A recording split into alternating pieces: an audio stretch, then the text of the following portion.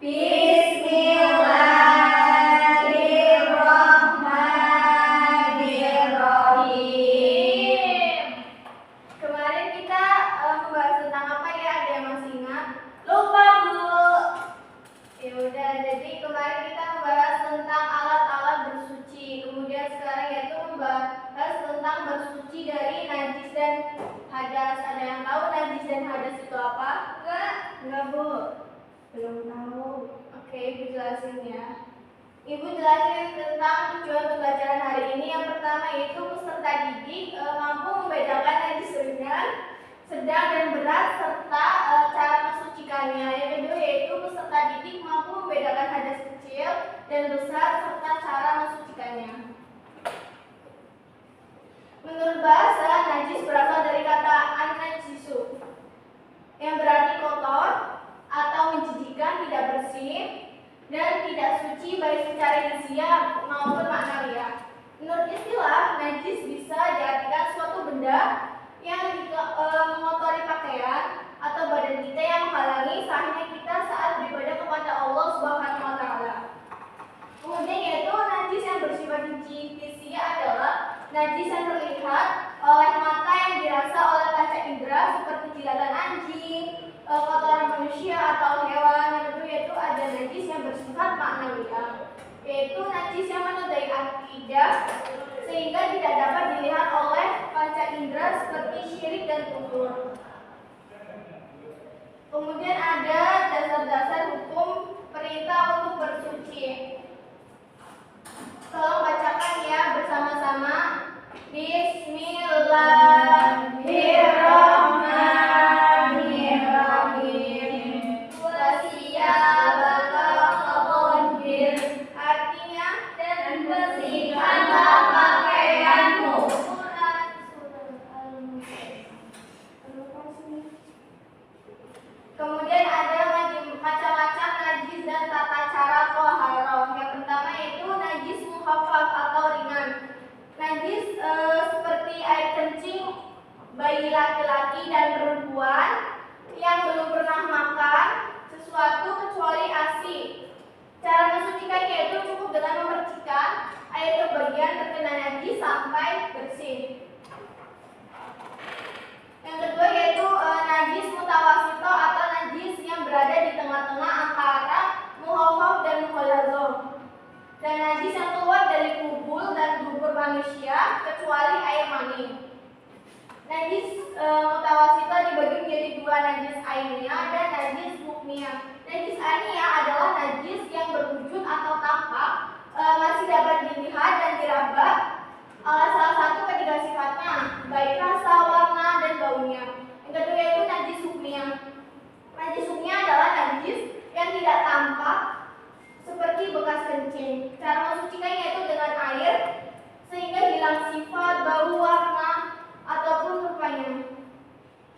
Kemudian terakhir yaitu ada najis muwalado. Najis muwalado adalah najis yang berat seperti anjing dan babi. Termasuk najis ini adalah air liur kedua binatang tersebut seperti sperma dan anak-anak dari hasil persilangan hewan lain. Cara mensucikannya yaitu lebih dulu dihilangkan wujud benda najis tersebut, kemudian dicuci dengan air selama 7 kali.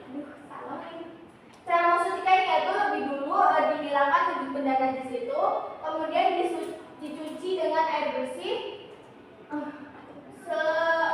secara sebanyak 7 kali dan salah satunya dicampur dengan debu.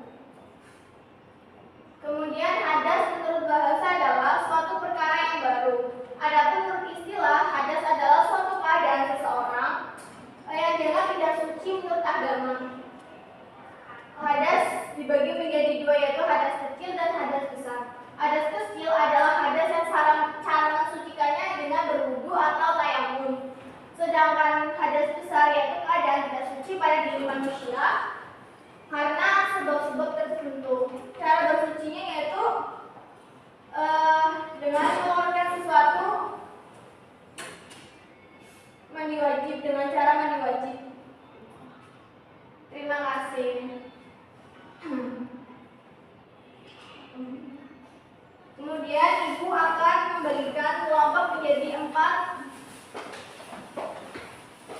Dan kemudian kalian mempresentasikan di depan kelas ya. Ya.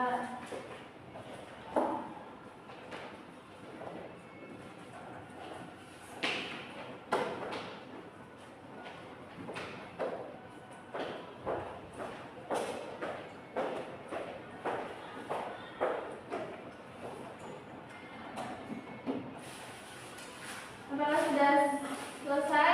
Sudah. Baik, dari kelompok 1.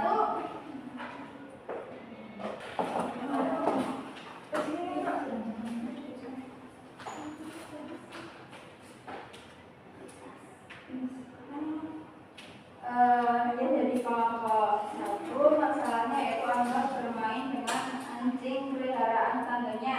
Saat pulang, celananya dijilat oleh anjing tersebut. Bagaimana status najisnya dan cara mensucikannya? Jawaban dari kelompok kami itu termasuk najis mughallazah, najis besar karena berasal dari anjing. Cara mensucikannya adalah membasuh bagian yang terkena najis sebanyak 7 kali, salah satunya dengan air yang dicampur tanah. Terima kasih. Ya, kita beri aplaus dulu. Kemudian dari kelompok 2.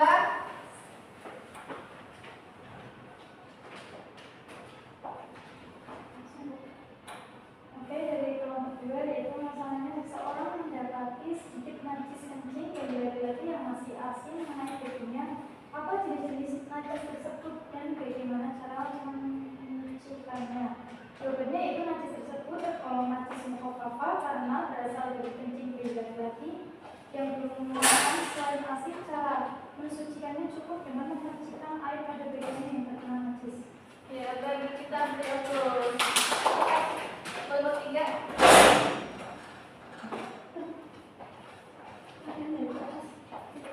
Kelompok 3 mendapat masalah yaitu Rina tertidur lelap di kelas. Setelah bangun, ia hendak melanjutkan wudhu untuk sholat zuhur. Apakah tidurnya membatalkan wudhu dan termasuk hadas?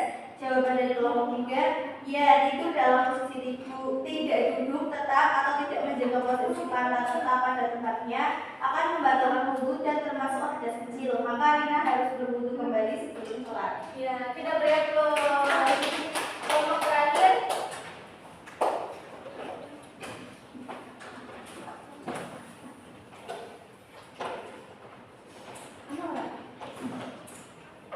Baik, saya akan membacakan masalahnya.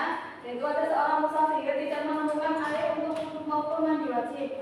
Ia ingin sholat tetapi masih dalam keadaan junub. Apa yang harus dilakukan?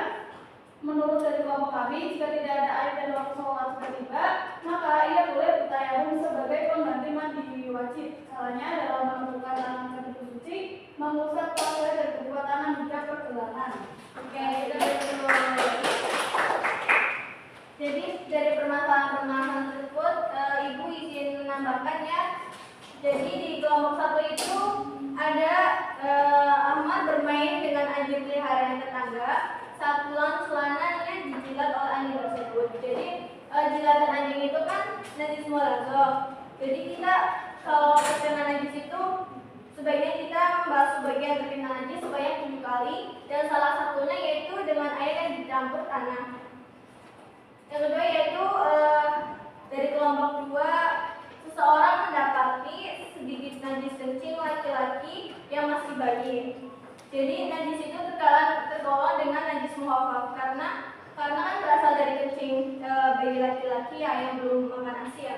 Jadi cara mensucikannya itu dengan cukup memercikan air kepada bagian yang terkena najis.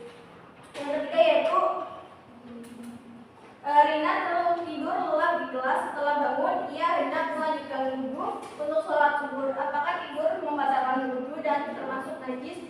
Jawabannya yaitu iya, karena kan tidur dalam posisi tidak menjaga posisi pantat dan tempatnya ya, jadi untuk membatalkan wudhu dan termasuk hadas kecil. Maka sebaiknya Rina itu berwudhu kembali. Yang keempat yaitu seorang musafir tidak menemukan air untuk wudhu maupun mandi wajib. Jawabannya yaitu jika tidak ada air saat sholat tiba, maka dia boleh bertayamum. Cukup? Ada yang ingin ditanyakan? Apa kalian sudah paham dengan apa yang Ibu paparkan hari ini? Paham, Bu. Sebelum Ibu akhiri, ada yang ingin menyimpulkan dari pertemuan hari ini? Saya. Boleh, silakan. Jadi kesimpulannya itu bersuci dan najis dan habis itu merupakan bagian penting dalam menjaga kebersihan diri dan kesucian ibadah dalam Islam. Dalam bersuci, seseorang mempersiapkan dirinya secara fisik dan spiritual untuk mendekatkan diri kepada Allah dan melaksanakan ibadah dengan benar. Ya, baik. Terima kasih Mbak Tia. Sama. Jadi pertemuan hari ini Ibu cukupkan ya. Kemudian Ibu akan memberi sedikit PR ya. Nanti Ibu kirim ke komting di WA. Baik, Ibu cukupkan untuk pertemuan hari ini. Alangkah baiknya kita membaca bacaan hamdalah. Alhamdulillahirobbilalamin. Ibu cukupkan. Wabillahi taufiq wal hidayah. Wassalamualaikum warahmatullahi wabarakatuh.